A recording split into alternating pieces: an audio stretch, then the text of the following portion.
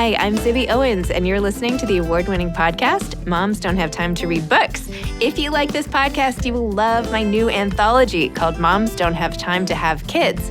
Check it out, and you'll hear from 49 authors about all sorts of things moms don't have time to do. All the authors have been on this podcast. Also, check out my TikTok @with Zibby and Tracy, my other podcast, Sex Talk with Zibby and Tracy. Check out Moms Don't Have Time to Write on Medium. And of course, my new publishing company called Zibby Books. And now back to our daily author interview site and a quick hello from some of my kids. Hi. Hi. Hello. Enjoy the show. Jasmine Guillory is the author of While We Were Dating. She is the New York Times bestselling author of 6 romance novels, including The Wedding Date, The Proposal, and now While We Were Dating. Her work has appeared in O, the Oprah magazine, Cosmopolitan, Bon Appetit, and Time. She lives in Oakland, California.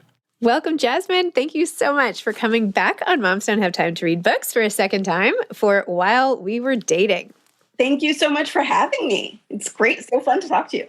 I loved this book. You have such a way of getting people right into your stories. I mean, immediately I was like, okay, who is Ben? When can I meet him? I have a picture in my head. He's like so charming. Anyway, and then Anna, of course, your characters just come to life right away. It's really amazing. And it draws you right in. So thank you so much. It's so funny because usually when I'm writing, I kind of know immediately who the woman is, but it takes me a little while to get into the character of the man. It was the opposite this time. Ben jumped into my head full formed. I knew exactly who he was from the very beginning. And so that he was a lot of fun to write. Do you ever wonder if these characters are this is going to sound so ridiculous. I can't believe I'm saying this out loud. But do you ever wonder if these are actual people living somewhere? How do they come so clear to the minds of novelists? I mean, it's amazing. Who are these people? I think about that all the time, actually. I really do think about it all the time. Because especially with this book, because I sort of knew who he was right away. And often when I start with a character, I kind of start with a germ of something from someone else, or from myself or whatever. But this time it was just I knew the whole person. And so I do sort of think about is this a person living somewhere? Right? I just no. And someday I will meet them and be like, you are Ben. Exactly. What if he's out there? Maybe he speaks a different language or something. Who knows? But who knows where he is? I know when I was reading, I still am reading a lot of fiction, but sometime last year I was like, okay, this girl in this book has to meet this girl in this book. I want to put them in touch. And I got in touch with the two authors. Good friends. Yeah. Right? Ben, he'd love this guy I just met and had a call with, It's so funny. Wow. So wait, go back for people listening. Sorry, as I jump into my own conversation with you. I digress. Could you give a little plot synopsis of While We Were Dating? Please? Yes. While We Were Dating is about Ben and Anna. Ben is an advertising executive. Anna is a Hollywood star, and she is starring in a new ad campaign that he's doing. And then, they're sort of immediately attracted to each other, but they're not going to do anything about it because they're working together. And then he kind of rescues her and helps her with a family emergency, and things get much more interesting from there. The way you set up that sexual tension, though, even when he was putting on the microphone, the lavalier or whatever in the photo shoot and touching her back, and oh my gosh, you could just feel it.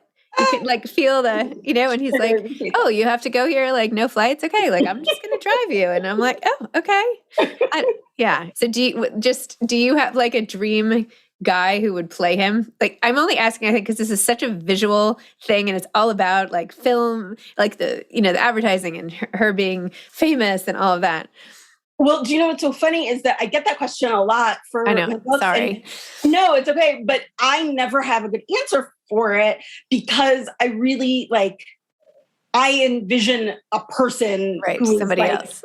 Yeah. Who I have a very clear picture in my mind of who Ben is, but he's not I know authors who sort of see someone and kind of think of a character based on that. And I kind of am the opposite. So sometimes I will see someone after the fact and think oh, you would make a great Ben, but it's never the other way around. Yeah. But I will say for this book, I did see it was after I had turned in the manuscript, but before the book came out, I saw press shot from a movie that Namdi Asamoah and, I forget her name, I will remember it, did together. And I saw the picture and I was like, oh, that's Vin and Anna. That right there. So it was, part of it was just their chemistry together, Yeah. And so, but sometimes it is more about the vibe that someone gives off than like exactly how they look.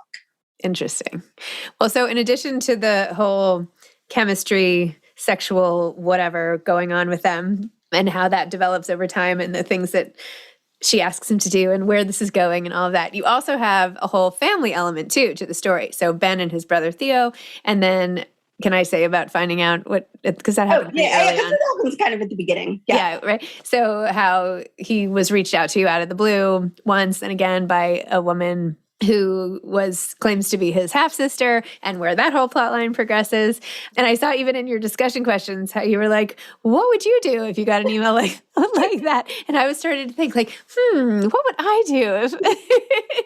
Anyway, so what would you do if you found out something like that? It's funny because I have known a number of people who have gotten, like, that's sort of where I had the idea, who have gotten emails like that, either, siblings or like distant family who they've, found out through these like online ancestry things. And so I really kind of thought about, it makes you really think about the nature of family and like, do you want to, because I feel like it would be impossible not to want to meet the person, right? And see, but also sometimes it also depends on your relationship with that side of the family. And like, do you really want to? And like, do you care? And so I think it really does bring up a lot of interesting character elements. Totally. And even like whether or not to tell your other siblings is a big question, right? Why keep it a secret? Why, I don't know. I feel like if I got the email, I'd probably tell everybody I've ever met. I'd probably post it the next day or something terrible. I'm like, which would be the wrong thing to do, but I would do it anyway. That's really funny. Yeah. So you also have the whole element of fame, right? And the downside of fame and how fame and mental health are sort of inversely related, like negative mental health. Talk a little bit about that. I think, kind of first in the mental health element, like I was writing this book during the spring and summer of 2020, right? And it was kind of, everybody I knew was like thinking and talking about mental health. And so it felt impossible. Like it just felt natural to bring that element into the book because I was thinking about it so much. And I also think like I knew even long before I started writing the book that Anna was going to be an actress. And so that felt so natural to bring those things together because, it's sort of the part of it is like her ambition and like she really wants this and she loves her job. And yet difficult things come along with that. And so it felt natural to kind of tell those stories all together. Well, it was really nice to see a movie star who was acting so normal in a way, like seeing her with her family and having people with like the gentle ribbing that like parents do and, like keeping people grounded and like nobody cares. Right? Yeah, like, nobody cares. Like, nobody cares. That's just your kid. Yeah. Right. Did you talk to any celebrities or do any research, or was this more like imagination based on Us Weekly? Or I read a lot of celebrity memoirs, and then I also talked to no celebrities, but I talked to like friends who have worked with celebrities to sort of see, some of the behind the scenes stuff. So that part was really interesting. I really think that celebrity, like, until recently, I've met like a few celebrities, and until I started meeting a few celebrities, honestly, for this podcast, I just really didn't even think about them like people. Like I really didn't. And it's like, I know that sounds ridiculous. Obviously, we are all just people, but I was like, oh, I don't know, it's just so different. Yeah. And I'm like, totally. Not really, right? Yeah. I don't know. Yeah, it was funny because last month I was on the Today Show and I was there on a day when Jenna Bush Hager was like sort of dressed. They were talking about Sex and the City and Jenna Bush Hager kind of dressed up as like, had a Carrie dress on and stuff. And I was texting with my publicist about it afterwards. And she, said like, oh, Jenna looks great. And I was like, oh yeah, she was so self-conscious about wearing that. And my publicist said like, oh, it seemed, I can't think of like a celebrity being self-conscious about it, but she was really like, I never wear shoes like this, and so it was very interesting to kind of see that behind the scenes thing. Yeah. Oh my gosh. I was like trying to get somewhere with my kids the other day, holding like 1,000 bags and like, just like one of these mom moments where I was just like so bedraggled. I think I was probably in my pajamas in like a hotel lobby or something terrible. And I'm like, do you think Reese Witherspoon does this? Like, right? I feel like, how do I get myself into these situations? Like, yeah. No, I can't imagine anybody, do you think Jennifer Garner is doing this right now? I don't think that, but who knows? Maybe they are. Wow. Well, it was really nice getting to know this actress, Anna, and the inside of her and feeling, her emotional life and feeling like now I have a friend who's sort of gone through this. So it must have been really fun to write. It was really fun to write. It was a really fun book to write. Yeah. Wow. And it was really, because because I was writing it like kind of in those first, 6 months really of the pandemic, it was in many ways like my escape from the hardest stuff. And like, that was, that August in California, there were a lot of fires that month. It was a really scary month for, it was pandemic and fires and like everything else. And so it was really like, I'm going to ignore everything else that's going on in the world and just like hide inside the story. And so that was like my real joy in the pandemic, was writing this book. Well, it's so great to be able to transport yourself just like you transport the readers, right? It's like when we can't do anything or go anywhere or whatever, you just like open a book. I mean, it sounds so overly simplistic, but it's like magic every time. It's really cool to do. It's so interesting to me to be interviewing people now and seeing all the different things that came out of that time. Yeah. It's like a science experiment, right? Right. How did you get through? Like, I don't even have to like, okay, and then there's another book about like, that focuses entirely on the pandemic, right? So people go in every different way. Yeah. And it's also funny because my next book comes out in a few months called By the Book. It's a kind of a Beauty and the Beast retelling. Yes, I just heard about that. Yes. Yeah. And it is funny because like I also wrote that during the pandemic, and I didn't do it on purpose. But as I was like doing kind of my final read of the book a few weeks ago, I was like, oh yeah, wow, I was definitely going through the pandemic emotions as I wrote this book. Like you can, like it doesn't make any reference to the pandemic, but it is very much a book written during the pandemic, And so those are things that you can sort of really identify. I mean, at least I can identify. I'm sure readers will be able to. Tell me more about By the Book. It's for adults still, though? It's not YA? It's for adults.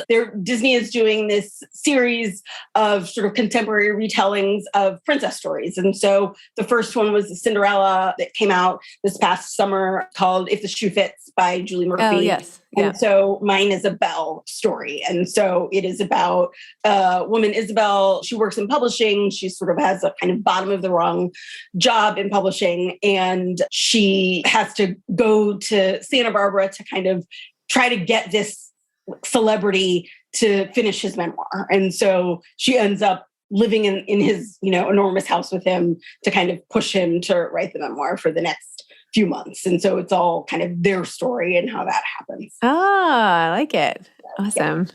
I have a book coming out in July called Bookends, a memoir of love, loss, and literature. Maybe we should do like a virtual event or something about book-themed books or something. Something like that. So have you already written another book then since then? You're like cranking them out? I am in the midst of it. Yeah. And what's that one? I'm not ready to start talking about that one yet, but you'll know as soon as I can. Okay. All right. Yeah. I never like to talk about a book until it's like turned in and done. So, because you never know when things can change. There are things that I told my editor about the book that I'm like, oh, actually, that's not happening anymore. So, yeah.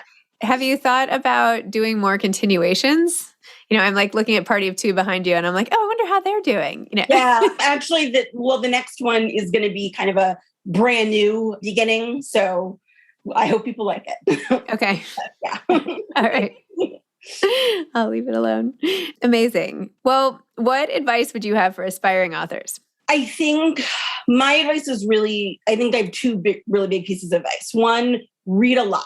Like read, especially in the genre that you want to write in, but like lots of other books too. I get so many ideas from reading other books, from reading books in your genre. You kind of think about the patterns and how people write and like what readers expect and what you like and don't like. I mean, there are books that I've read that I didn't like that really helped me think like, why didn't I like this book? I don't want to do it this way or that way, you know? And so that I think is as helpful as reading books you do like. And I think rereading books really helps. Like when I started writing, I wasn't like, there were certain things I was good at and certain things I wasn't. Like dialogue, I was kind of iffy at. And then I would reread books that I knew did it well. And I kind of thought about does this work? How can I make my writing work in the, you know, in the way that theirs works? And it's not like copying because you're reading a lot of different people and kind of thinking about how it works and then translating that to your own work. But that I think was very helpful for me. And then just like write a lot, you know, keep practicing. I think we all, you know, when you see a book published, it is usually for me, it's like the, I don't know, 9th or 10th draft. And so I think writing a first draft and thinking, oh, that's terrible. Sure, maybe it is. My first drafts are always terrible. Like keep working at it and keep going because there's so many things like something won't work and I just kind of keep going and finally it does, but it really takes a while. And like, that's okay. Be patient with yourself, but keep going back to the work. Sounds great. Well, if you had to do like a where is Ben today, what do you think he'd be doing? You know, I feel like right now in the midst of the pandemic, he'd be holed up in Anna's house with her. I'm pretty happy. From home while she's like out filming a movie. Yeah. Holding down the fort. Awesome. Well, Jasmine, thank you so much. This was really fun. And your book was really fun. Fun for me is a very positive word. My husband, whenever we're like shopping for something or I'm like, that's fun. He's like, you can't call like a carpet fun. He's like, now I've realized that fun means good. You know what I mean? Like, I don't know. So I thought the book was really fun. Well, thank you so much. I really appreciate it. I love learning. Have a great day. Bye. Thanks for listening to this episode of Moms Don't Have Time to Read Books. Don't forget to follow me on Instagram at Zibby Owens and at Moms Don't Have Time to Read Books. Also sign up for my newsletter at zibbyowens.com and sign up for my virtual book club and meet lots of authors on Zoom every other week. Thanks so much to Steve and Ryan at Texture Sound for the sound editing. And thank you to Morning Moon Productions for providing this fantastic intro and outro music.